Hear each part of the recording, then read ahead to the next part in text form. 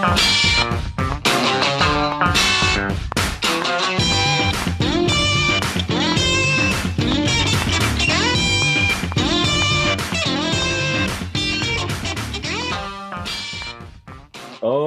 my God, folks, you are in for a treat. You know you're in for a good time when you hear that tune, because it's time for another episode of the RecPoker Podcast. This is episode number 605, the Chats edition, where we talk to luminaries from all around the poker world. We also have a forums edition every week, just talking strategy.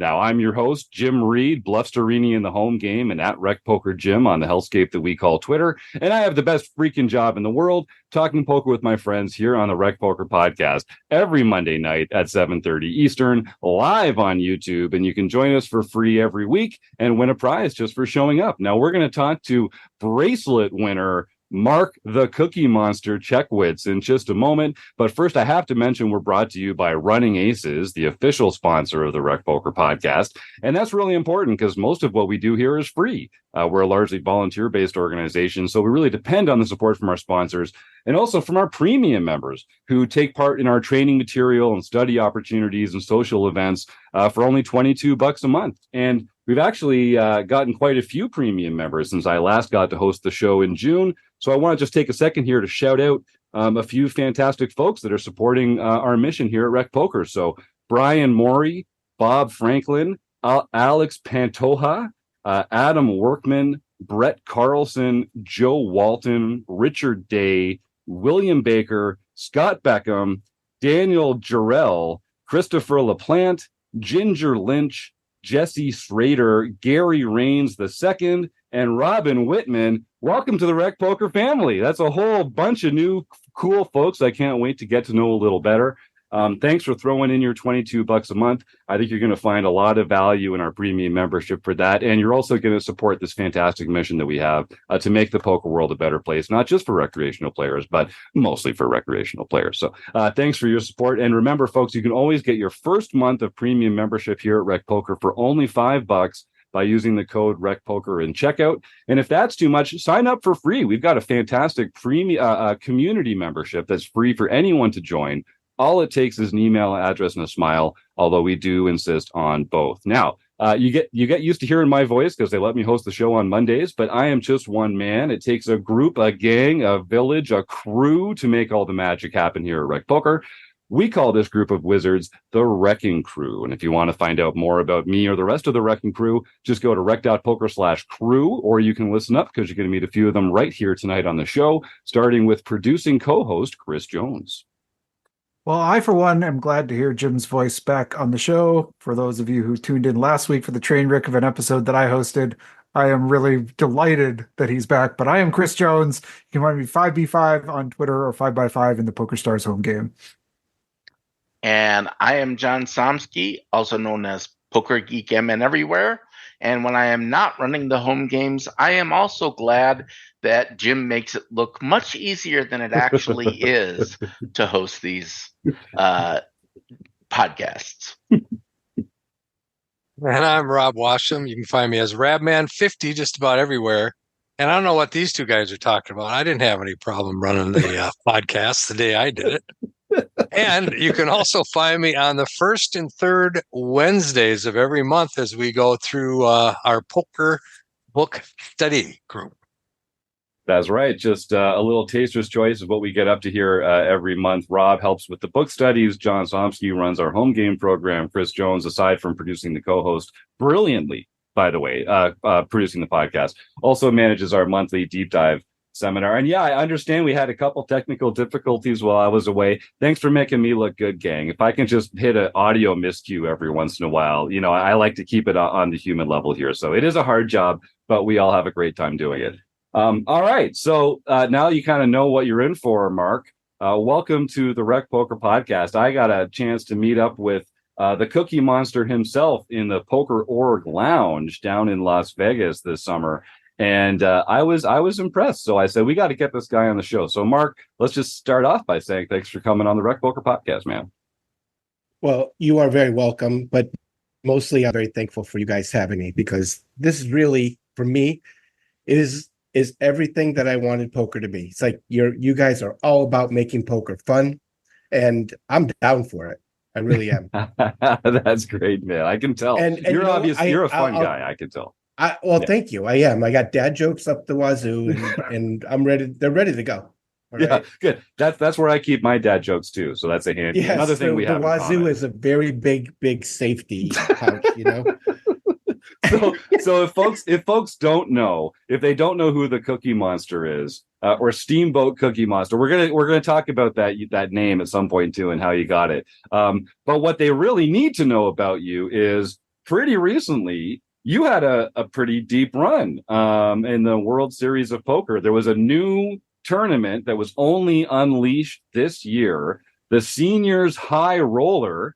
And how'd you do? How'd you do in that one, Mark? Listen, I won it. Yeah. Is everybody listening? This is actually possible. People can actually win poker tournaments. Amazing. And I got to see you wearing that fancy new piece of hardware, that beautiful bracelet. Fits great, looks good on you. Congratulations, man. Is this even something that you thought was possible heading down to Las Vegas this summer? I did. Three months in the making. I was talking with my locals back home, and I really felt like that particular tournament was one that I could actually target and have a good shot at winning. I do well as a 50 and over.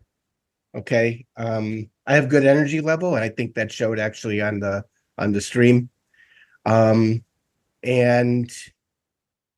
I'm not facing 4 bets and 5 bets. That's pretty helpful. Let's be honest. That does help. I'm watching the main event, and it's like, okay, everything is just different. That being quite upfront, that wasn't happening in the seniors tournament. Yeah. So you get to see a few more flops. That's always handy. You get to I'm very good post flop. Yep. I was gonna say you get to play some post flop poker, which I know is something that you enjoy a lot. Yes, sir. So so this is obviously feels like at least a current peak in your development as a poker player. Not a lot of people get to go home with the bracelet, but you've been a part of the poker scene for a long time. You not only as a player, but sort of as an advocate for recreational players and for people to kind of understand the real picture of what the gambling world is all about. Why don't you tell us a little bit? Talk to us a little bit about that. That evolution was kind of organic. I'll try to be pretty quick, but I've been playing poker since I was a kid. Always loved the game, and we used to play in basements everywhere. Like 1, 2, 3 board games.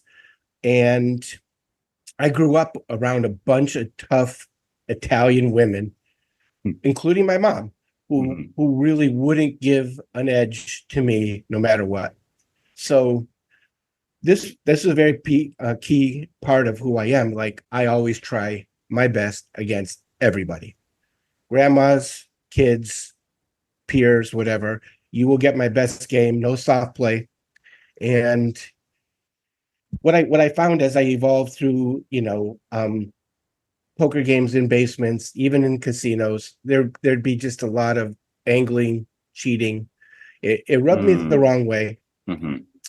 And how it evolved for me, I kind of stepped away from the game for a while, but I did come back around the Chris Moneymaker era. My friend, just told me, like, you got to try No Limit Hold'em. I think you'd be good. And he nailed it. It was, for me, it was like a duck taking to water from the very first time I played this game, because I was a fish in limit poker, just an absolute fish. And I found a place where I could chase gut shots. And this is kind of relevant to my tournament, and actually get paid for them in a way that made them sometimes profitable. Mm-hmm. And so I really had fun playing, and really at around 2003, I was 41. I was playing with a bunch of World War II vets, great guys. But for the life of them, they kept telling me, keep playing like that kid, and you're going to find the door. So shots and flush draws, that's my thing. And I'd love to get around to the Cookie Monster story, but the bottom line is I saw these young guys just so serious. They were going to make their living with this game.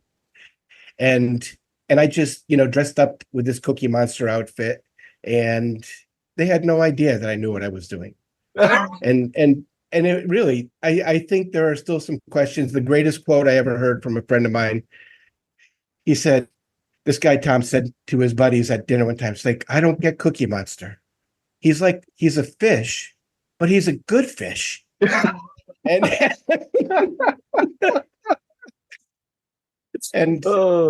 I have lived up to that. I think if you watch the stream, I look like a damn good fish. Yeah. There you go. I think we might have found our new tagline here at RecPoker. Actually, that sounds pretty good. Good fish poker. yeah, exactly. We had a series of articles on our blog by a RECing Crew member Joseph Wills about being a better fish, and it feels like that's something for us all to aspire to. So I'll just remind our folks, if you're in the YouTube chat and you've got a question for Mark, if you want to know what it's like to win a gold bracelet at the World Series of Poker, now's your chance. And of course, we're also going to be playing Stake Study Stack with Mark later in the show. So enter your names of famous poker players that you'd like Chris Jones to consider for that game. And of course, we're also going to give away a prize at the end of the show for folks that participate in our raffle to support a local food bank. So stick around to the end of the show. We're not going to ask for any money, but we're going to give you a chance to raise awareness for a local food bank. And we're going to give away a great prize as part of that. And of course, if you'd like to support what we're doing here, and if you're one of those shiny, fancy people that can make a donation through YouTube, then by all means, please leave a super chat and buy us a cup of coffee. That way we share a portion of all our YouTube donations with a local food bank as well. So get active in the YouTube chat, folks. And if you're listening along at home, I'd encourage you next Monday at 7:30 Eastern, jump into the chat and win a prize for free by joining us live here on YouTube. All right. So Mark, you're very experienced with poker. I want to get right into what this tournament felt like. What was the buy-in for the tournament? Did you take it all on yourself? How did you sort of like prepare? You're a family man as well. So like entering into a large poker tournament has like a gravitas as a recreational player that isn't really there for pros. Tell us a little bit about sort of like how you approached entering this tournament in the first place. So I was never going to put up $5,000 to enter a poker tournament. Right. I think the most I had ever put up for a poker tournament to then was $1,100. So I went out early. I played the super seniors, which is 60 and over, and I min cashed that. So I picked up $1,000. Nice. And I mean, for full transparency here, look, I invested in this crazy stock a year ago with the idea that, okay, if I made money, I would take some out and go for this shot. And I did actually 4x my money. Amazing. And yeah, so. And good for you for buying me stock in RecPoker back then, by the way, because that really paid off. It's amazing. It's like great decision. Absolutely amazing. I think it's still a pretty good idea, by the way. So it was for me like dealing with gambling, and gambling is a relationship. So I'll start in that really defies thinking about your family and other relationships while you're doing it. Right. And anybody who's recreational or not, anybody who's serious about winning a poker tournament or making money in a cash game is not thinking about, the new plumbing that's got to go in, or, the stove is going, or anything. They're not thinking about parenting, husbanding, wifing. They're thinking about, how do I win this hand? And then the next, and then the next. So it has a very involved, it's very involving. And so I became much more sympathetic to my wife and the sacrifices that she made. She's from a small town in Costa Rica. There's no gambling there. There's this is not the lifestyle that she expected to marry into. And I was not sympathetic in the beginning. I was much more narcissistic about it, but I became so. And for me to be able to make this happen, I needed to show her that these things were aligned, and that I had money, left over. I had jobs lined up as a house painter. And there would be no impact other than, I'd be giving up a portion of the money I made in this stock for the last year. So I took the money out and I went to Las Vegas, and it was a long shot for me to play this 5,000, this 5K. It really was, because of the amount. But once I won the extra 1,000, I reached out to a bunch of friends that I play with back home, and the Venmo just started popping. And it didn't stop until I had, I believe, around 3,400 in backing, which includes, by the way, $100 that I insisted that my wife give me if she wanted a piece of the winning. Good for you. Good for you. Because this is work for me. There's a level, especially at that level, this is work. And so yeah, I put up 1,600. So I have I have about 30%. Yep. And the 70% is being shared by the friends and family who believed in me, and they did believe in me, and it was incredible to see that the faith that they had in me. It's amazing. I had a kind of a similar experience. You're aware over the course of the last couple of weeks. I hope you share it. Yeah. Oh, trust me, RecPoker is going to hear about it. And I also sort of put up the bat signal and said, like, who wants to come along on this journey? And I also kept about 30%, about 31%, something like that, and sold a little over 2/3.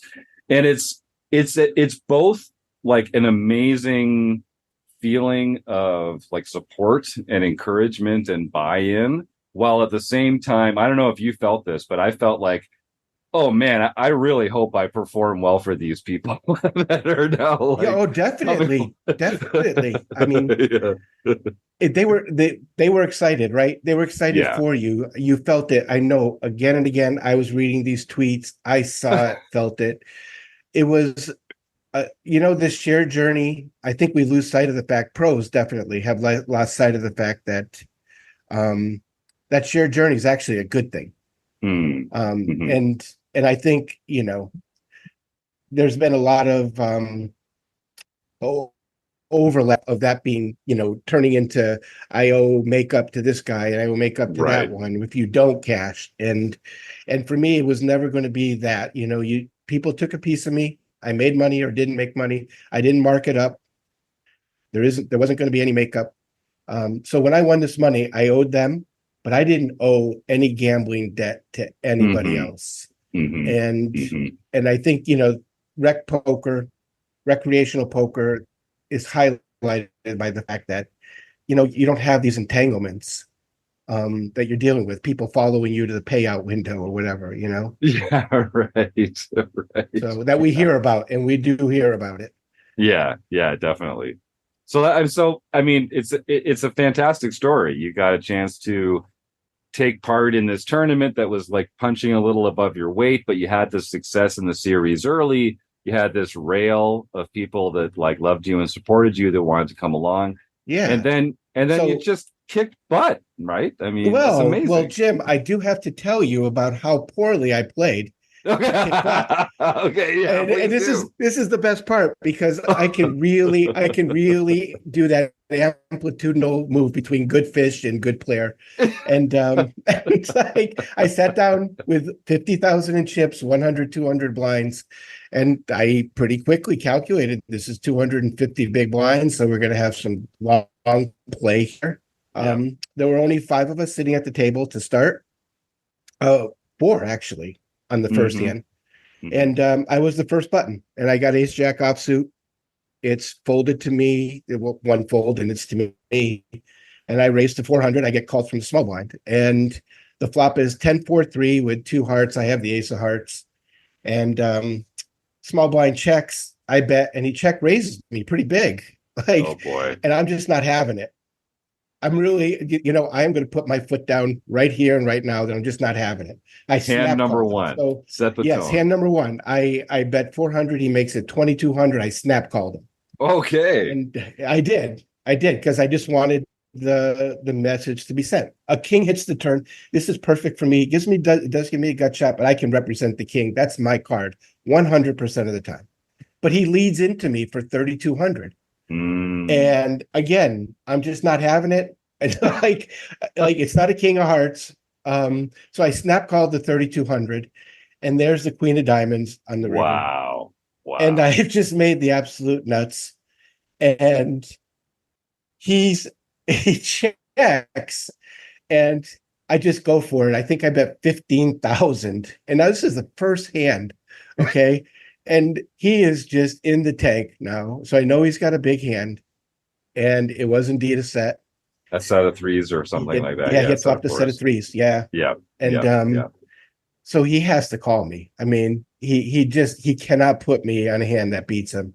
And he does in fact call, and he gets the bad news. And he's trying to put it all together like, okay, now he's just pissed. I mean, I'm just going to use the word here because he hasn't even set up his backpack yet. He gets up, he sets up his backpack behind his chair. He goes around. We pick up another player, but a few hands later, I'm the small blind to his big blind, and I limp in with 5-6 of spades, and he raises again to like 1,600, and we're at 100, 200 here. It's the fifth hand, okay, and I call. No, I had 4 or 5 of spades, excuse me. And the flop comes out 5, 4, 4. Yes. Oh man. So he has, I'm just going to tell you, he's got ace 3. He bets, I raise, he calls, and there's a deuce on the turn. Oh wow. And he is out the door in 5 hands. Yeah. And he messed with the wrong can't cookie. Even fathom. Yes.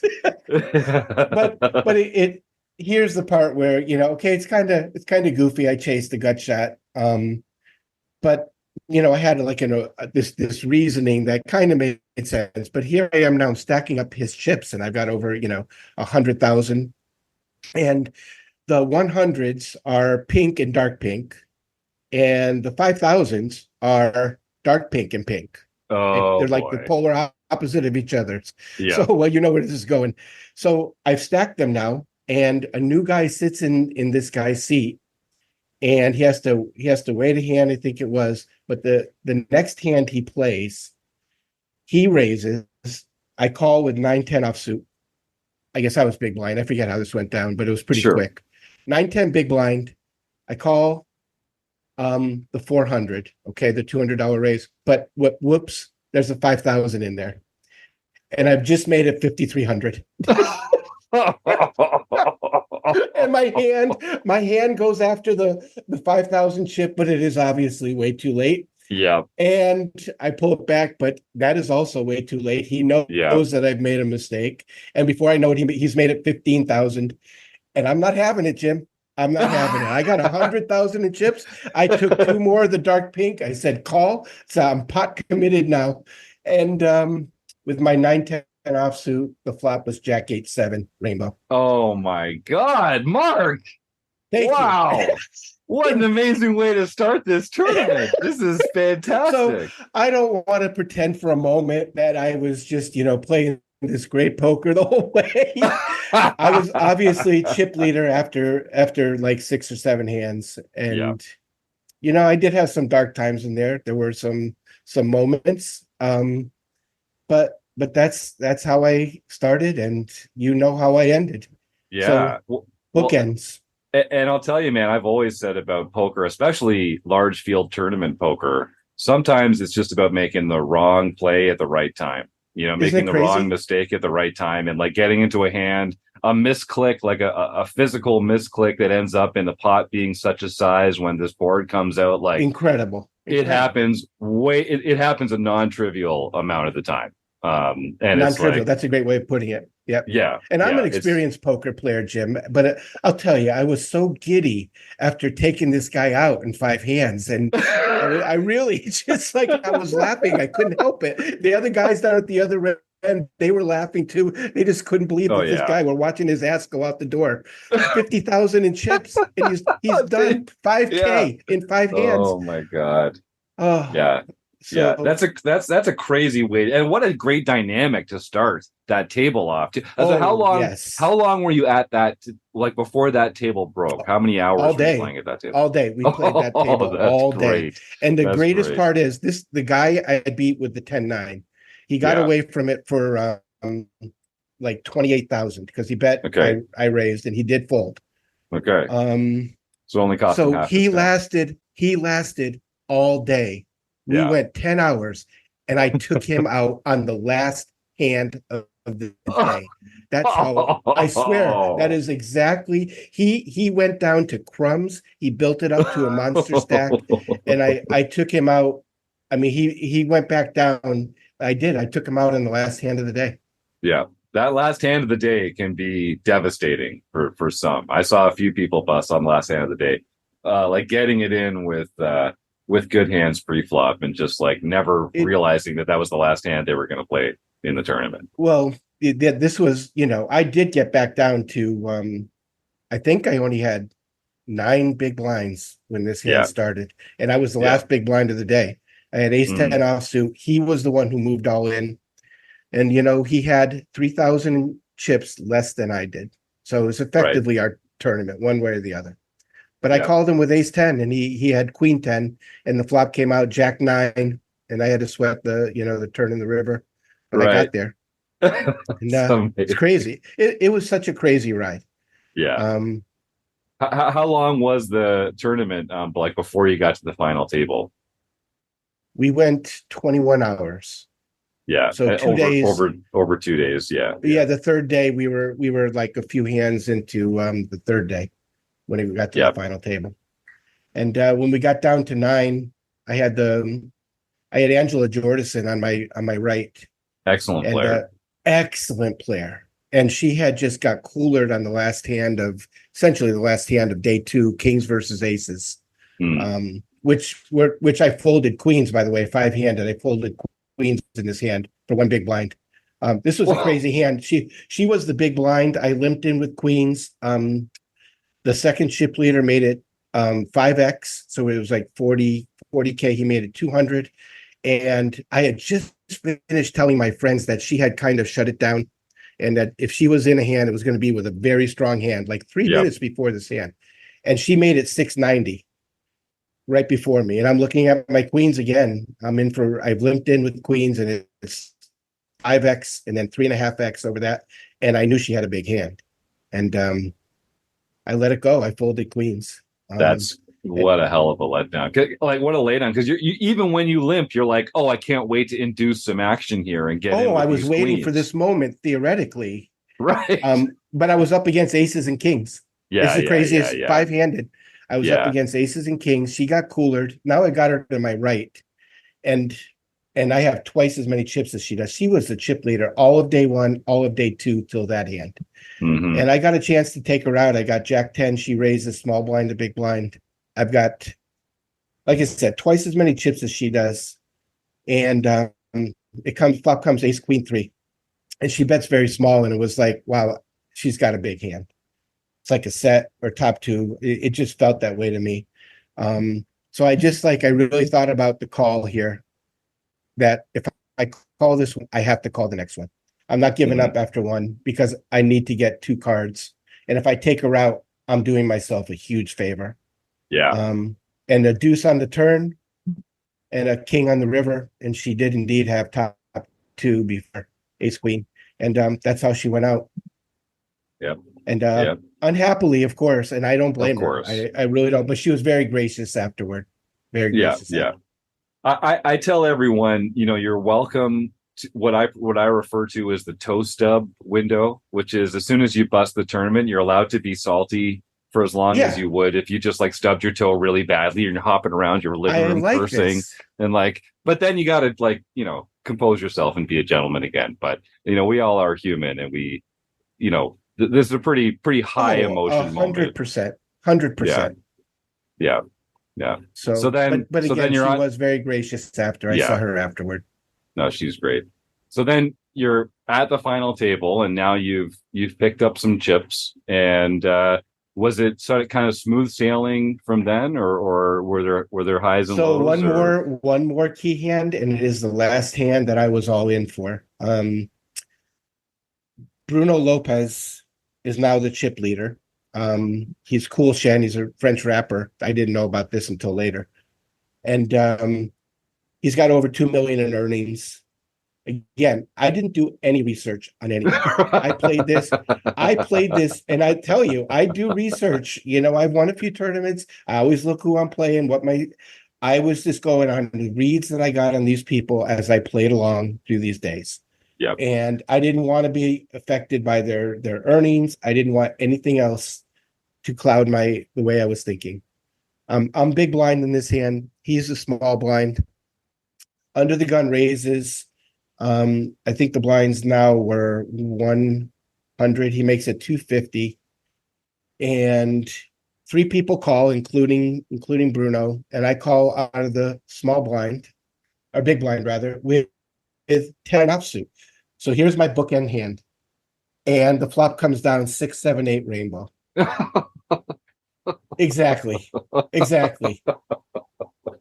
like I haven't flopped just the straight, but it's the one that's going to remain the nut straight. Yes. Yeah. Unless it's actually unless going you to get remain the nut straight. So no flush draw. So Bruno checks, and I just let out into the other players, and I got called, and then a big raise from the guy I end up going heads up with for the championship. He raises like 7x, and then it's folded back to Bruno, who goes all in. Oh my God. He's the chip leader. Yes. So that's how it went. A call, 7x, all in, and I'm holding the absolute nuts. Wow. And yeah. So I know there's a set out there, obviously, but I'm also thinking, wow, I guess I might even be chopping this one. And I don't know who it is that has the straight, so I really took forever to make this call. But I do make the call, obviously, and now it's folded back to this guy, Ari, who made the original raise, and he's got top set, and he open folds it eventually after he folded top set in this hand. And Bruno had bottom set. Wow. And of course, now he gets the bad news, and he's seen 2 of his outs just go right into the muck. Right. Yeah. Good point. Yep. And he doesn't get there. And really from there, it was a cruise. And I just enjoyed the ride. Yeah. I bet you did. I did. I had so much fun on that stage. I couldn't stop talking. I couldn't stop smiling. I was, cheering on the rails for everybody else, because I love these guys. I love them all. And I just really, I had so much fun with the banter. One guy wanted my MTV hat that I was wearing. And the next day, I told him he had to go heads up with me to get it or knock me out. Oh. And he did it. I ended up knocking him out, but I told him I'd give it to him the next day. We met up the next day, and I did. I gave him my MTV hat. That's so pretty fun. Cool hat, actually. It sounds like it. And now it was a story. We made it a rec poker type of final table. We weren't tanking. We were just playing. We were talking. Yep. I think Lon says, so we're on the main stage, which is great, right where the main event final table is going to be. And Lon is just saying, look, it's like these guys are in a hot tub and just chatting. That's really how it felt too. Like, so much fun. I just had the time of my life. Yeah, I believe it. So folks that haven't heard yet, I got a chance to play in the main event this year because of folks like Mark, who ended up. So I made the snap decision on day 1A that I was missing out on this fun too much. I was in Vegas. I had some bankroll left over for my own play, And I was going to see if I could sell enough action to get into the main. And Mark, you came along for 1%. And I just the only person that I backed, by the way, the only person, which is so crazy. I had plenty of money to back people. It's true. I only took your action, sir. That's it. That's amazing. Pretty amazing. And I really felt you on my shoulder the whole way on Twitter. You were such a good influence there. Very encouraging and supportive. You reminded me to drink a lot of water at several points, which I needed that reminder. That was really good, helpful information. Thank you. And it really did. It was a very fun experience. It was a very so tell me a bit about the people that took a piece of you and what kind of pleasure you take from being up. So how much money did you win? You took first place in this tournament. How much money did you win? Yeah. The top line number is 574,000, which is incredible. It's incredible. I mean, there's a lot of that's going to happen after the fact, and that's all going on now. And I don't want to talk about any of that. But the top line number goes right to my Hendon mob. And I got 48,000th in the country to 4,700. So there. And I have this long running prop bet with this guy who's going to have the biggest Hendon mob at X point. And I'm telling you, I crushed his soul right there. Yeah. He was ahead of me by $100,000, and he's got some work to do now. I love to hear it. Yeah. I love to hear it. But so a lot of people, 6 people took 10%. And I got to hear, and again, this is all still to happen. There's a lot involved with taxes and 1099s and stuff. Yeah, it's a huge pain in the ass, to be honest. One of them is buying a car for his son who just graduated. One of them is going to, is just recently divorced, gets custody of his son on weekends, but didn't have a house. He's going to put a down payment on a house. Another one is taking his family on a long-awaited vacation. It's been nothing short of great to hear how that money is just. Look, I have uses for mine too. We're going to pay off, all my debt, and finally just feel like a little breathing room. Mm-hmm. Wife and 2 kids, paying for college, and I went back and got my own degree in 2020, actually in human services, social work, and I actually studied gambling addiction. So that's part of why I did want to talk about that because winning is so exciting and it always, the Hendon mob looks so amazing, but people don't see the truth. There's no transparency. Right. Yeah. We've mentioned before, the Hendon mob shows cashes and winnings, but it doesn't show net winnings. It doesn't show the buy-ins and the rebuys. It doesn't show all the times that you played and got nothing. Like 85% of the people do that enter every tournament, because only the top 15% get paid. By far, most of tournament poker is an experience of losing and of dealing with loss and losing money. Yes. And being discouraged. So if you're not entertained with the process, you have made a tremendous mistake entering. That's a great point. Really. Even if it hurts to bubble, you must feel like you were entertained for that money, because otherwise it's just nothing but an emotional disaster. Yeah. And you've kind of spoken about the negative aspects of gambling and how it can be a trap for some people. And I know that's something that I think, you think it's important to deliver this full package of information about poker and about the upsides and the downsides. Is there anything in particular that you want to share with our audience about the downsides of gambling or the dangers of having the wrong mindset or the wrong relationship to gambling? You've used the right word, actually. My friend and I do want to give a shout out to my friend Jamie Salzberg, Salsburg. He's at After Gambling on Twitter and at Jamie Salzberg on Twitter. And he has a podcast, the After Gambling podcast. Jamie had to quit. It really just became too obsessive. It was interfering with his relationships too much. And so he quit, I think about 12 years ago.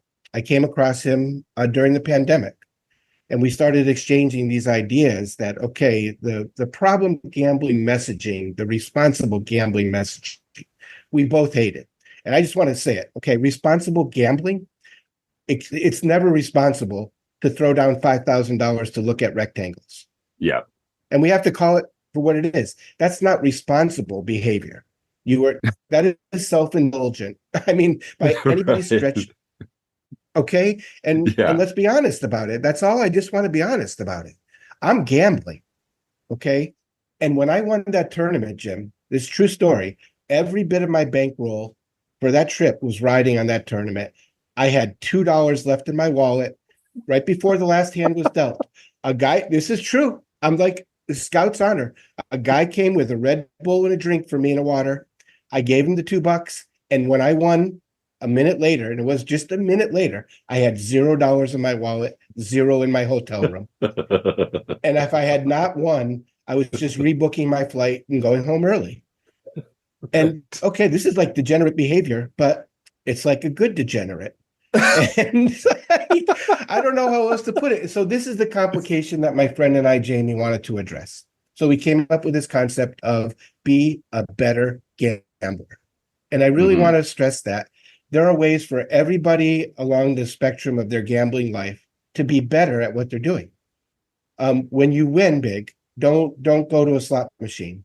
Right. Really, poker players, like, don't go to a table. Don't indulge that part of you that just says, I need a quick fix. And because it takes so much work to win at a game like poker, it's the greatest metaphor for life. It teaches you that things are constantly changing. You have to adjust to those changes.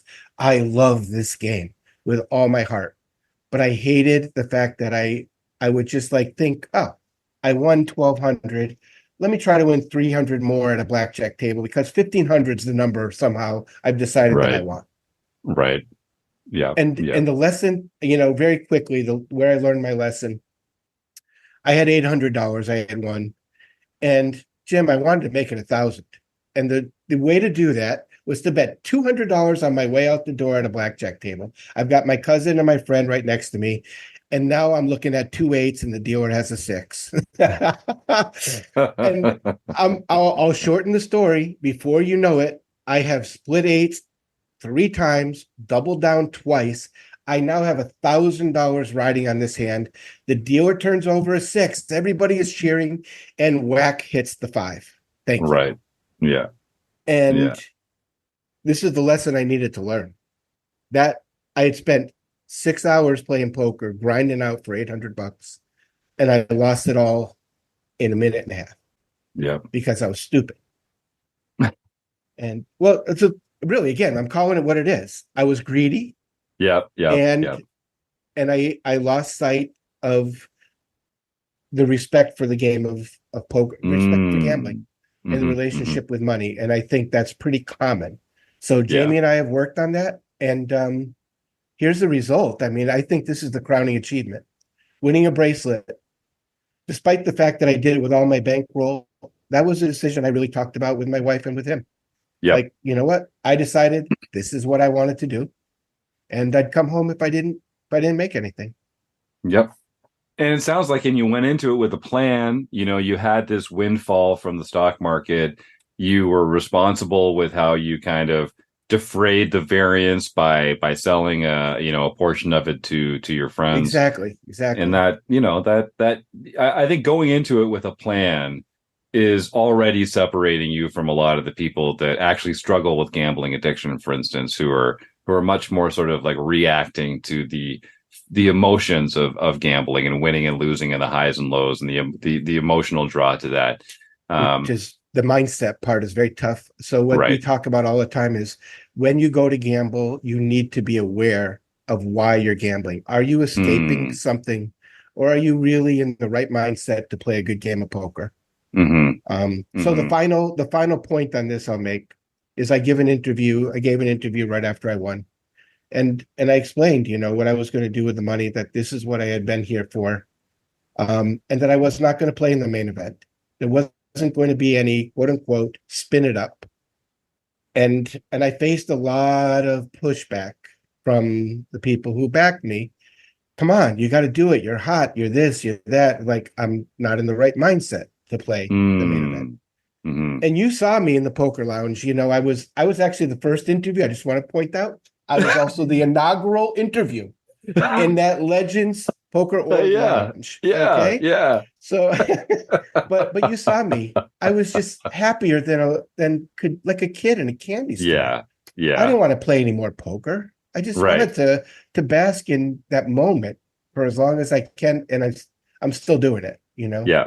Good for you, man. Good for you. Well, Thank it looks good on you. It looks almost as good as that Steelers colored hat that you're wearing right now. Full points. You know, by my the way. son bought me. Yes, my son bought me this hat. This is great. We're really aligned here. People can't see it, but I do want to ask you about this on this issue. Okay. Is there any part of you that feels like you lost $9,940,000? I mean, I think it's natural. Every tournament I've ever busted out of, like literally every tournament that I haven't won, I've been bittersweet about. Yeah. Because like every great finish that isn't first place, you could have done better, you know. But there's no why not me about this one at all. And this was, in my case, it was such a gift to get to a personal threshold that I'd set for myself, and then to be able to go out on a hand like pocket queens versus ace 10, to get it in good like that, and to feel like, okay, that's how I busted, which I was inevitably going to do. Of course I would have liked to win all the money, Mark, and to get the bracelet, but I don't really feel like I left it out there. I really feel like I kind of took what was available for me, and the rest was meant for other people. And that I actually feel a great calmness about it that I wasn't really expecting, fantastic. To be honest with you, I wasn't really expecting that. So I think it helps. Getting a big paycheck helps. Like, it does. I was more busted up busting the main a couple years ago at the end of day two. Something about getting a check for $60,000 from the World Series of Poker organization sort of makes some of that pain go away. It's more sweet on the bittersweet scale this time, for sure. So I did want to ask you how your wife feels about your journey.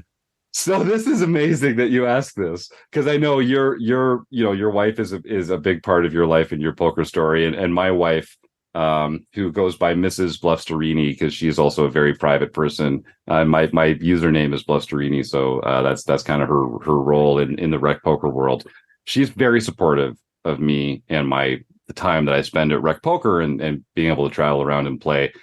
I found out this after the fact. So my wife works with horses, and while I was in Las Vegas, there was an incident at the barn, and she was knocked over and she sprained her wrist quite badly, and was in a immobilized situation. And she was having a lot of trouble doing things that normally you would do with two hands and just not be worried about. And she had a chance to tell me about this about 2 days before I decided to play the main. And if she had, I get on a plane and I'm home. Yep. I don't even think about playing the main. I take care of her for that extra week and a half. And it's not even a decision. I just go 1 for 5 in the bracelet events I played that summer. And then that's the story of my summer. But she intentionally hid from me that she had hurt herself in this way, because she wanted me to continue and have this trip. And so then 2 days later, I'm texting with her. I'm like, hey, honey, a bunch of people have supported this vision of this chance for me to come play the main. I think I'm going to play the main. I'll be gone a few extra days, but I'm going to play the main event. And she's like, honey, I'm so proud of you. Go in and have a great time and win a bunch of money and cross this off the bucket list. And she never told me that she was unable to cut her own food at the table or to take the garbage out or whatever. So I get back and I'm like, oh, I'm going to stay one more day and run some errands and do some shit. She's like, okay, but come home as soon as you can. And then I get home and she's like, she's in this wrist wrap up. And I'm like, I'm struck by this idea that like she, through her sacrifice, really caused this to happen. And like if she had just said, Jim, I'm hurt, come home, it wouldn't even have been a decision for me. And by like taking the sacrifice and like being in pain for this time and for just like not letting that be on my mind, I decided to try to see if I could get this action. I decided to play the main. I was patient, as hell on days like 4 and 5, and I didn't like say, oh well, worst case I flip it here and I lose and I go home and take care of my wife. You really were. I was very impressed, and I mean that sincerely. Thank you. Like you delivered on a like that, like you said, a patient, targeted approach, looking for the spot that would help you to spin it up. And you got it. I mean, you had that run, and I'll tell you what, sometimes that run just keeps right on going. Yeah. And sometimes it runs out of steam and gets taken out by a 3-outer on the river. And, but you got a story that's just so fantastic. Kudos to your marriage and to your love story. We have that here at home, and it's hard work. And it's just a reminder that gambling or not gambling, you have to take care of the relationships that matter. And I've got a wife that calls herself Cookie Momster. I saw that. I love that so much. I saw that on Twitter. That's so cool, man. That's so cool. And there's Cookie Monster stuff all over our house. She's got it in the car, and it's just like she just embraced this character that she's embraced the 12-year-old in me, and obviously your wife has too. Yeah. No, I think she sees the big lovable dork that I am, and I saw it too. I can tell you did. I buddied right up to the lovable dork. Yeah. Well, Mark, it's true. We were laughing like this right away. It's true. No, we picked it up immediately. So I think we've got a big fun future together, pal. I'm looking forward to getting to know you. I would love to be, part of growing the rec poker thing. I mean, I never heard about you guys until that moment, that 2-minute intersection of time where we met.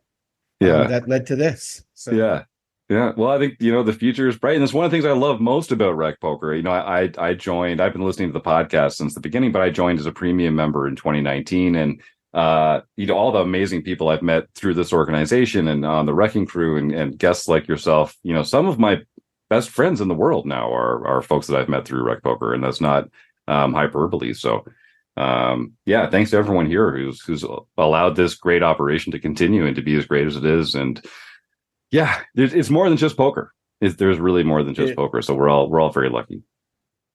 I can see that, actually. It's really obvious. Yeah. Well, I think, Mark, we're going to have a chance to speak again at some point. You've been very generous with your time. I know Chris is unmuting because we're about to get into stake, study, stack, and maybe some other ready questions. For the steak. Okay. Is it a T-bone? Nice. Chris, why don't you jump in there with whatever was on your mind?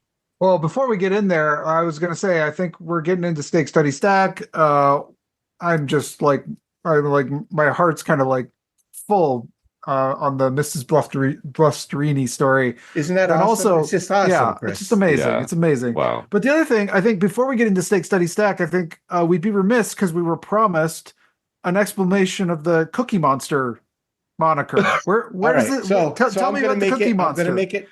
I'm going to make it as fast, but remain true to the story. So I have a son with Down syndrome. He was, he's very OCD. Things don't go his way. He melts down. There's still some of that, a little bit today, even. He's 22 now. But many years ago, I was a one day a week regular. My wife and I would give each other one day out. No phone calls, no troubles. Mine was Saturday night. And I went down to Foxwoods with my mom, who was on my shoulder also throughout this whole tournament. And again, when Jim and I talk next time, we're going to talk moms and dads here. But the bottom line is we're in a Sears, and we're taking people back quite a few years now. We're in a Sears, and Andrew sees this Cookie Monster outfit, and he wants it, but it's for adults. And it comes with a shirt, a long sleeve shirt with that big Cookie Monster, and I was wearing it on the final table. And it comes with a beanie it's blue, and it's got big googly eyes. And he wants it, but we're trying to explain to him it's not for kids. And like, okay, we go down to the kids section, and my gosh, there is nothing, no Cookie Monster stuff in the kids section. So I go back to the adult section and I buy the outfit. I go to the changing room, I put it on, and Andrew is instantly entertained. And I started doing the voice. Long story shorter, I tell my wife, I'm wearing it around the house all the time now. I said, you know what? I'm taking this down to Foxwoods, and I got a plan. Okay. I'm going to hide it like Clark Kent underneath a suit or a jacket. And I've got the beanie in my pocket. I'm waiting for the right moment when I say, me all in. And there it is. I call a raise with a pair of eights. And this is why it was amazing when I was looking over at 888 poker was right over my view. It took me back to the story because I flopped a set of eights. Oh, wow. And it's top set. It's 8-6 deuce. The betting goes this way, that way with the pre-flop raiser. We end up being the only two going to the turn. And an ace hits the turn. And I'm like, the way the betting went, I know he's probably got ace king. And it's just walked right into my plan. And bing, bang, boom. He has raised me. And now I have the moment. And I take the jacket off. I put the beanie on. I stand up, and the whole table is like just now watching. Other tables have gotten up because they're making noise. And I do the whole shtick, Jim. Me all in. And the guy snap calls me with a set of aces. And the whole table has risen to this crescendo of like, and boom, burn and turn, and I made quads. Wow. Oh my True God. story, and the legend of the Cookie Monster was born. And that's all anybody would call me when I went down there. So I just started wearing it every time I went to Foxwoods. Oh my God. That's fantastic. So there you go. Yeah. And I'm still a luck box to this day. I mean, obviously, if you see any of these hands on that stream, luck box city. I'm a good fish, very good fish. Yeah. Well, I'll tell you, no one makes it far in a large field MTT tournament without flopping some bad beats on people and getting lucky here and there. Yeah. You know, I mean, yeah, certainly. Man, my ace king ran into ace queen over and over and over again. Ace king, ace queen, ace king, ace queen, and they never caught their lady. Never. Right. Yeah. I had just an ace king immunity that would make people jealous. I mean, honestly. Yeah, you'd make a lot of money if you could sell that kind of ace king insurance on the open market. There you go. And just get in good and stay good. That's priceless, man. Yeah. Thank you. All right. Well, thank you for sharing that. That's a wonderful story. Oh, you can follow me at Poker Cookie M if you want Cookie Monster shtick. So and some good Andrew picks too. I love it. I love it. Awesome. All right, Chris. All right. Well, should I get into Stake Study Stack? Yeah, my soundboard isn't working for some reason, so we don't get the Batman intro. But yeah, take it away. Do you want to make? You're such a good karaoke person. You want to just? There we go. This is right up my alley, guys. Thank you so much. All right, my wife will be shaking her head, rolling her eyes. No, we get a lot of that around here. We get a lot of that around here. All right, I'm ready for the Steak and Shake. Here we go. Okay, I'm give you three names. You give me one you want to stake in a poker tournament or a cash game, one you'd like to study with, and one where you'd just like to take all of their chips.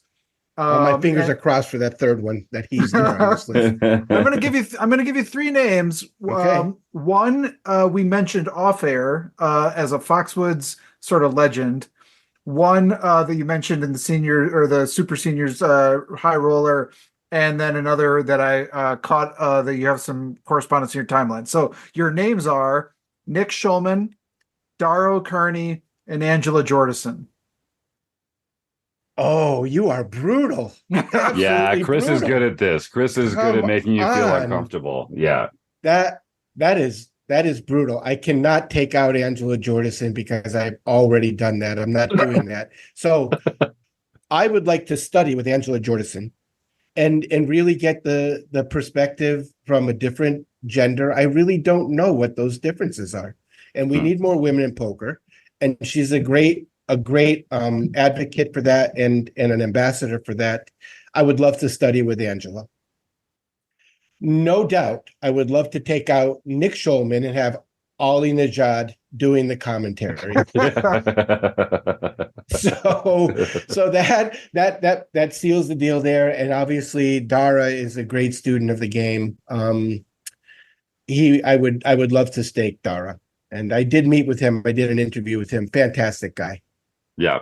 A RECing Crew member, in fact, himself. Well, is he? And he worries about what shirts he wears, which is a big thing for me. I was like getting dressed in front of the mirror every day, just getting it right.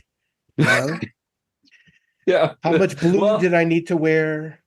Look good, feel good, play good. Like, it's connected. Seriously. Yeah. It's definitely connected. Yeah. That's why I bring the sports coat to every poker tournament, because not only do I feel sharp, but I think it gets me about 20% more fold than if I was just wearing a hoodie. 20% more fold. I've done the math. I feel pretty good about it. Yeah. Well, Tony Dunst would agree with you, and I do too. Yeah.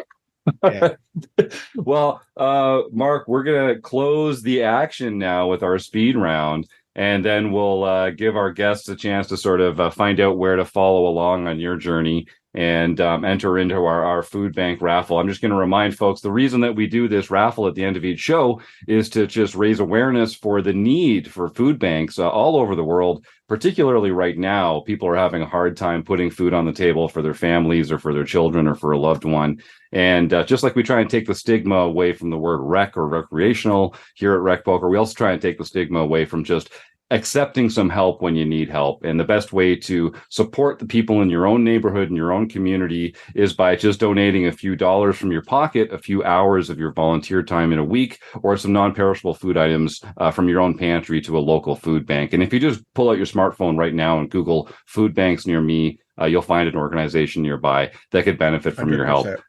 So I encourage everyone to do that. And if you just want to start typing the words food bank into our YouTube chat right now, you'll be entered into a raffle, and we'll give away a fantastic prize at the end of the show. But first, all right. So normally I would have a soundboard set up, and there'd be like a very dramatic TikTok effect, and then the narrative tension would rise. But as it is, we're just going to roll right into closing the action with my man Mark here. So Mark, we're looking for the first true answer hold on. that pops into your mind. Hold on, Jim. Yeah. Okay. You got to call me here. Cookie from now on. All right, Cookie. You got to call me Cookie. I'm down. All right, Cookie. let's do it. That sounds good. All right. It's time. We're closing the action with the one and only Cookie. We'll start with an easy one. What is your favorite poker hand? Quick now. 5 of clubs, 7 of spades. Is poker a gamble or a skill game? Yes. What's your biggest poker pet peeve? People who angle shoot. Is Die Hard a Christmas movie? Yes. Is Ace King a drawing hand? No, sir. Is a hot dog a sandwich? Absolutely, Jim. What's one thing that you're afraid of? My wife. Is a taco a sandwich? How about a taco? Is a taco a sandwich? Of course. Listen, my kids are half Hispanic. Tacos are sandwiches. Okay, I like it. Should vacations be lazy or busy? Very, very lazy. Who's one player that you respect? Eric Seidel. Pineapple on pizza, yes or no? No, sir. There's a yellow light coming up. Slow down or speed up? That's a California green, sir. We're speaking. Are you pro chop or no chop? I am pork chop. I do not. I really don't chop. So no. Okay. No. Well, I like the pork chop answer. What about a calzone? Is a calzone a sandwich? 100%. What about a Pop-Tart? Is a Pop-Tart a sandwich? No, that's a delicacy. We found a line. He won't cross. There you go. Finally, what cookie is your favorite kind of cookie? Oreos. That's a good answer. That's a strong answer. And then Thank you. very last question. You can take your time with this. We'll end the All speed right. round so you can factor in all your years of experience. What is one thing that we can do, all of us, to make our lives more fun, to make our time spent more enjoyable? What's one thing that we should all be doing to smile more and to laugh more and to make other people smile and laugh more? I tell my friends, and they really do agree. Look, anything that's non-life threatening is silly. Mm-hmm. And I really do take that into, poker hands are silly. I'm sorry. It's not life threatening. And no matter how you cut it, a 2 out or 1 out or whatever, it's like, it's all very silly. They're rectangles.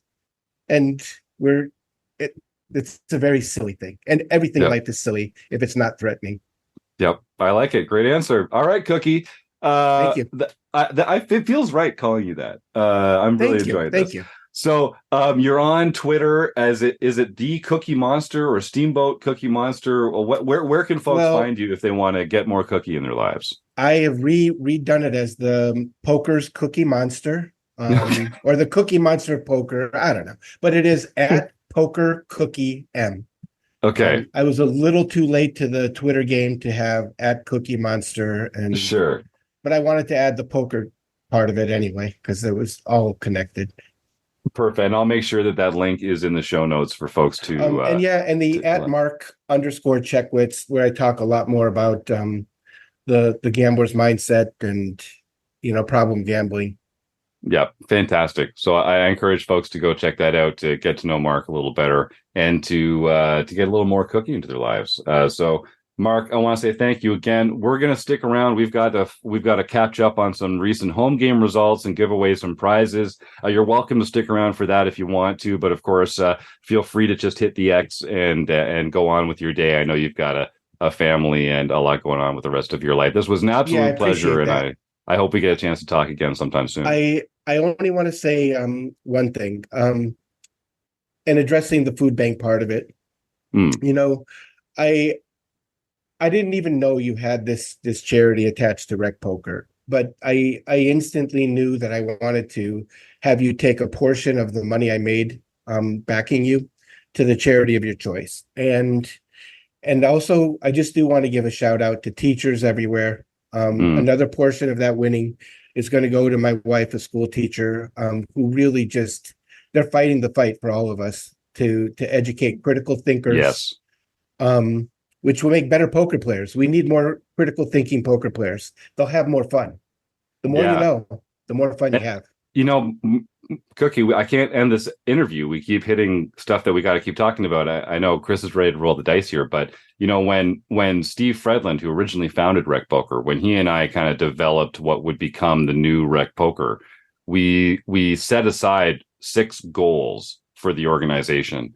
And the 5th goal in order of priority is to operate profitably at a business. There's a lot of things that are way more important than that. And one of them is to increase the number of people in the world who think critically analyze things, to build the critical analysis as a skill outside of poker, to create better citizens and to use poker to kind of make the world a better place. And so I really feel like it's just another way that you and I see eye to eye on a lot of this stuff. So it's been very cool. I am not surprised, but I am. I mean, poker is the greatest metaphor for life.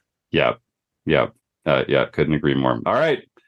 Thank you, my man. This was a treat. Looking forward to next time. And thanks so much for coming on the RecPoker podcast. Oh, congratulations. Thank you for your team, to your team also. Yeah. Thank you. All right. It's great to meet you. Great to meet you all. Take care. All right. Guys. Well, that's Mark Checkwicz. You know him as the Cookie Monster, and one of the most recent gold bracelet winners at the World Series of Poker. So pretty phenomenal result, and a fantastic guy. Looking forward to getting to know him a little better. I just side note, I watched that stream, and I had not put together that the person who I watched on that stream was our guest tonight, and it immediately hit me when we were started to talk about the cookie thing. Yeah, he has yeah. a very recognizable outfit in that run. But Yeah. what a phenomenal run he had. I mean, that was a really fun table to watch, actually, and I'm glad we had him on tonight. Yeah, me too. Me too. Well, just one of those great connections that you make when you're down there for summer camp. You know, we just happened to be in the same lounge, and he introduced himself to me, and I recognized his handle from Twitter, and I said, "Oh yeah, you did pretty well recently, didn't you?" And he held up his left wrist, and he was like, "Yeah, I had a pretty good run." I was like, "We got to get this guy on the podcast." That was too much fun. All right. John Somsky, I know you've got some exciting news about our home game club and also some new winners to announce, and then we'll give away our fantastic prize here on the show. Why don't you dive in? Yep. First, just a reminder, starting August 1st, we will be having a home game every night, including Thursday, Friday, and Saturday nights. All right. So be ready for that. On July 10th, Bone Crusher 14, Marcel Dusick, won his first mixed event. Harold Berry still maintains the Player of the Year points race lead, but I think Bone Crusher got up to like third, or he's in the top 10 anyway with that. Marcel's been on a heater. Way to go, man. Yep. Then on July 8th, we had our Tournament of Champions for everyone who won a daily series tournament in June. And JME Tape, Joe Millay, won the Tournament of Champions and got his very first silver pin. Amazing. Congratulations, Joe. Joe's been really applying himself over the last little while. I know he and I have spoken a couple times over the last couple months, and it's showing. He won his first bronze pin just last month. Then to take out everyone in the Tournament of Champions and to go get that silver pin, it's great to see. Couldn't happen to a better guy. So congratulations, Joe. And those pins have already been mailed off, my man. So enjoy them and wear them with pride. So he was also wondering why, because his full name wasn't in the public stuff. And I want to just remind people that you have to go to the extended profile on your profile and then make sure that your first name and last name and PokerStars username are all public. As long as those are all public, then I will present all of the information. If they're not, then unless Jim actually says your name because he knows you personally, your name will be withheld from the public. That's right. And you know, we do that to protect the privacy of our members. So if you haven't explicitly told us that you want your name to be made public, we're going to default to just referring to you by your PokerStars username. So if you have ever wondered why, like, hey, I won one of these nights and they didn't say my name on the show, it's just because you haven't expressly made that information public in your RecPoker profile. So go ahead and do that. And we love sharing the wins of our members with our podcast audience. So congratulations to Joe again. All right. Sorry, John. Continue, please. All right. Then on July 8th, LL Tahoe won his fourth nightly series victory for the year. JB Twin Cities won her first nightly series victory for the year. JB, yeah. Roadstar 33 got his third international victory for the year. Larson's opening George Borden got his fifth international victory for the year. Love that guy. And then Rabman 50, Rob Washam won the LPP event. So he can contact info at rec.poker for his free month at Learn Pro Poker. Whoa. Oh, boy. Wow, what do you know? Even a blind squirrel. Way to go, man. That's fantastic. Thanks. It was good. Now, before we go any further, we've got some other results, which are the ROI results for June. Okay. Thank you, John, for providing the data, because while I was out of town, I blew it, didn't gather it. So John was able to help me out, and here we go. So number one this in June was Matty Bumpo. Oh, sweet. 265%. And then a name that we just talked about, JME Tape. Wow. I don't know how he pronounces it, but it's Joe Millay. Yeah. In second place with 257% ROI. Then Larson's opening That's George. at 269%.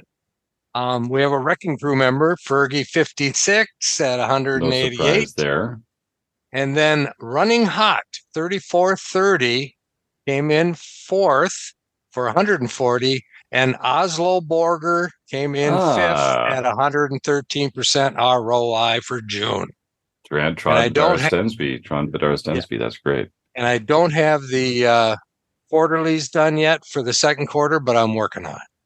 And what Rob's talking about here, if you don't know at home, is all of our premium members are automatically tabulated. If you play at least 4 of our free home games in the month, then Rob gets a report, and we award this top 5 premium members by ROI each month.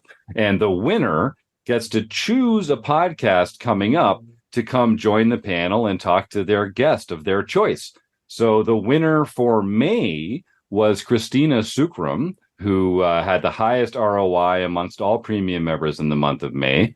And so we reached out to her, and she's going to join us on August 12th when Greg Goes All In comes on the show, because that was the guest that she was most excited to speak to.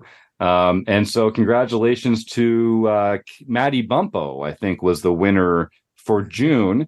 So if you're listening, Maddie Bumpo, congratulations. I know you've been on a heck of a tear recently in the Home Game Club. Send an email to jim@rec.poker, and I'll let you know who the upcoming guests are, and you can choose which guests interview you'd like to participate in. And if you're considering joining premium membership, this is just one of the perks. You get to come on the pod and enter into the ROI tournament that Rob runs every month. And of course, there's a lot of other great stuff all available here at Rec Poker for only $22 a month. Or if you go annual, it's even less than $20 a month. So I encourage folks to check that out. And I want to mention also George Borden, who was one of the players that won a tournament this week, and also one of your ROI players, Rob. So George has been a premium member here for a long time. And we recently raised our membership from $15 a month, which we've been charging for the last 4 or 5 years, up to $22 a month this summer. We've really increased the value of the premium membership. We've added a lot of coaches to the stable. We've got a huge archive of training material, and our costs have also increased as we've gotten larger as an organization. So we upped the membership price for new members to $22.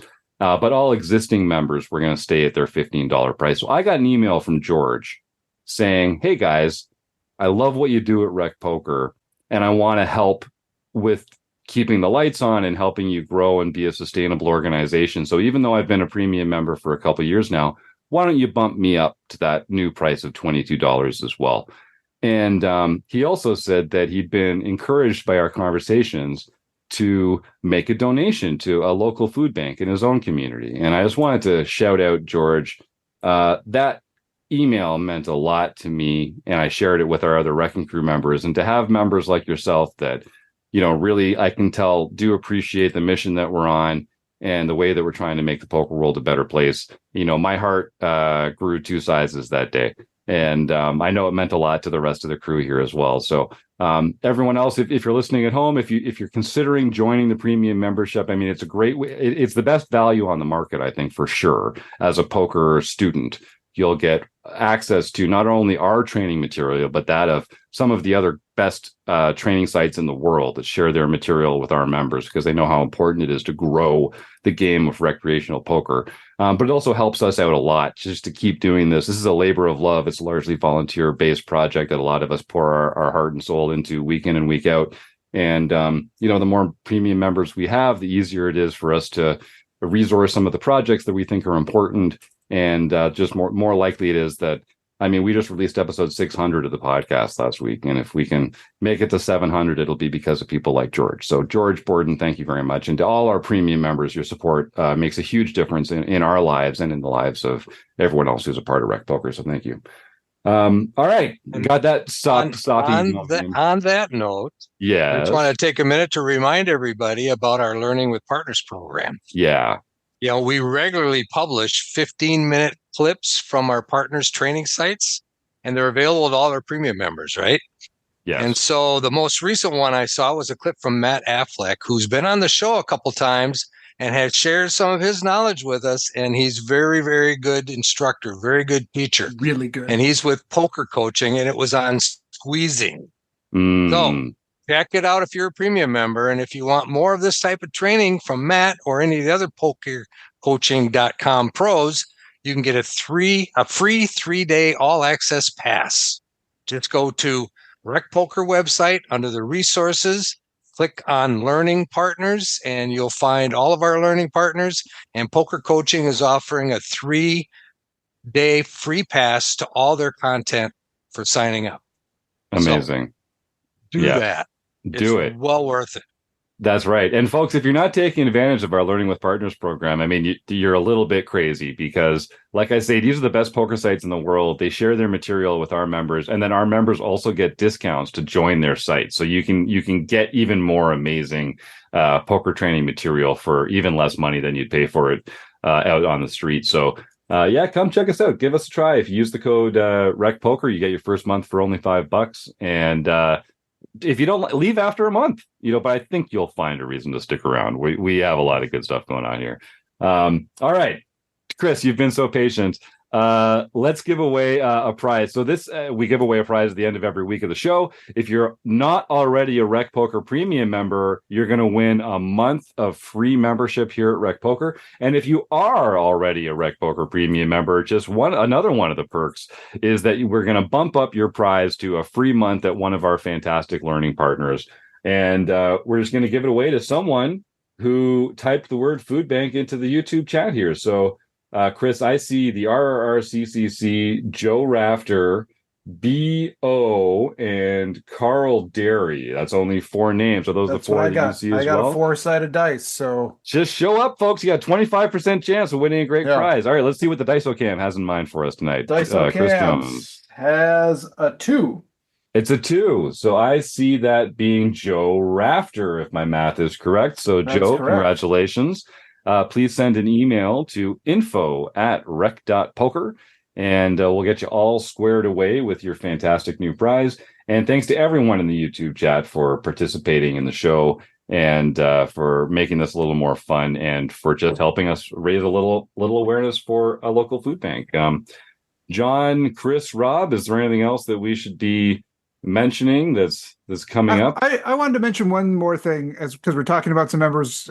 When you mentioned George, I was reminded of one of our really great friends, a long-time RecPoker player and advocate, and one of the greatest people that I've ever met in the game of poker. George Sanford, he's struggling, been struggling with a long-term illness, but he made his way to tick off that bucket list to play in the main event.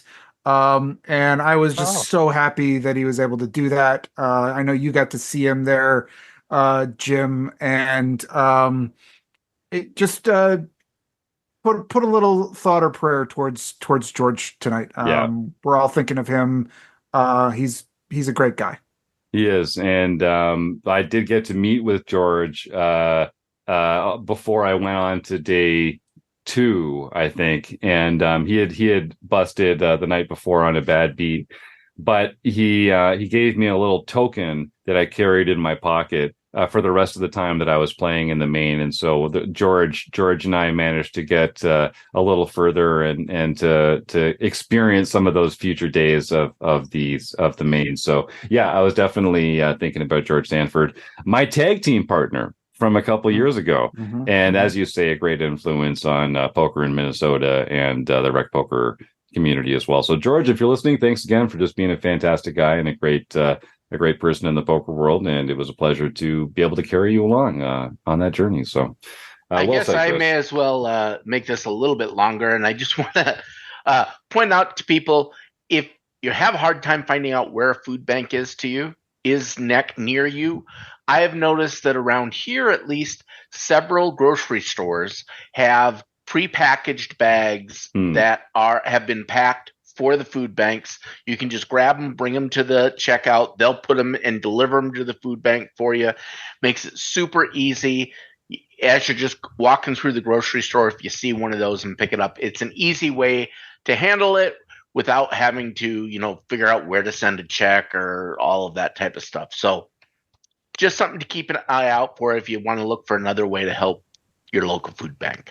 Thanks, John. And I also should say that, we mentioned that we raised our price recently for premium membership here at RecPoker, but we will also give anyone a free month of membership if they make a donation to their local food bank of any amount. So if $22 is too much in your pocket to join RecPoker and be a premium member, seriously, send me a screenshot of you donating $1 or more to a local food bank, and we'll make sure that you get a free month of premium membership. And if you send me another receipt the next month for another $1, we'll give you another membership, another month of membership here. So help yourself. Help some folks in need in your own community, and come join the fun here. You could be a member for as little as $1 if you spend it in the right place. So, all right, I think surely now we can wrap this puppy up. We've got to go record the forums edition of the podcast in a few minutes. So, without further ado, thank you so much to